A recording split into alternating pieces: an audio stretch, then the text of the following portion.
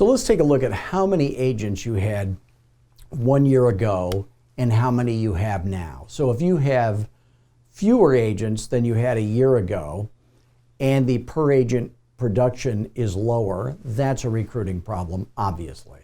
If you have more agents now than you had a year ago, but the per agent productivity is lower, that's a problem also. So that's a recruiting problem. Very easy to fix, by the way.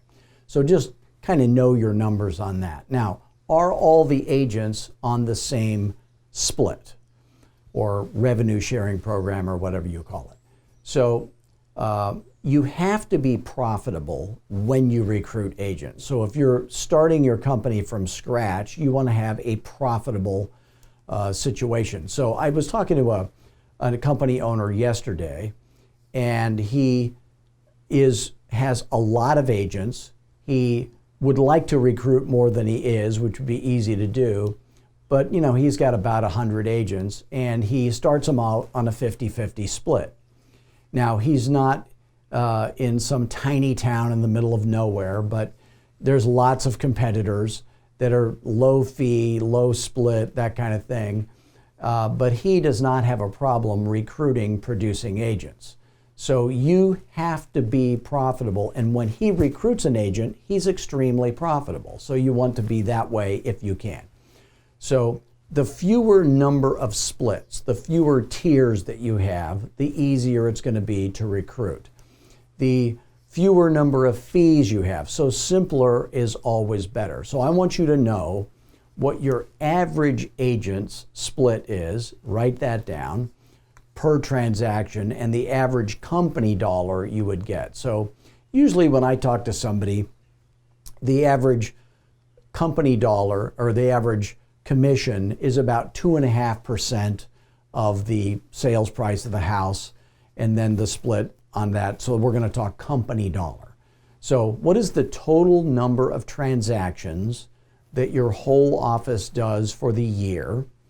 And then the average transactions per month. So you divide that by 12.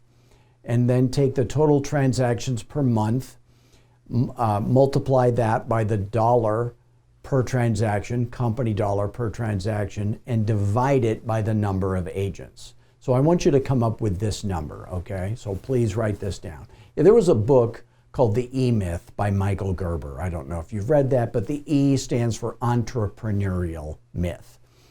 Supposedly, this is the best-selling business book of all time, but he talks about how every business has one metric that if they get that one right and you don't screw every other thing up, things should work out better. So he uses an example of a liquor store. Maybe it would be gross sales per square foot monthly. In your business, when you own a real estate company, it is this metric and it is not anything else. It is the gross average monthly company dollar per agent. That's the number you want to improve and make bigger, okay? So the gross average monthly company dollar per agent. So when you call me, it would be a great idea to know that. If you call me and you don't know it, we're going to figure that out when we're on the phone together. And that's the number I'm going to teach you how to improve, and it's very easy to improve it. Now, you could fire the bottom 50% of your agents, and that would improve that number, of course. The trick, and this is the secret to owning a successful real estate company, is you drive up the gross average monthly company dollar per agent. You drive that number up while you're also driving up the agent count. When both those numbers are increasing, you are getting better and better and more profitable.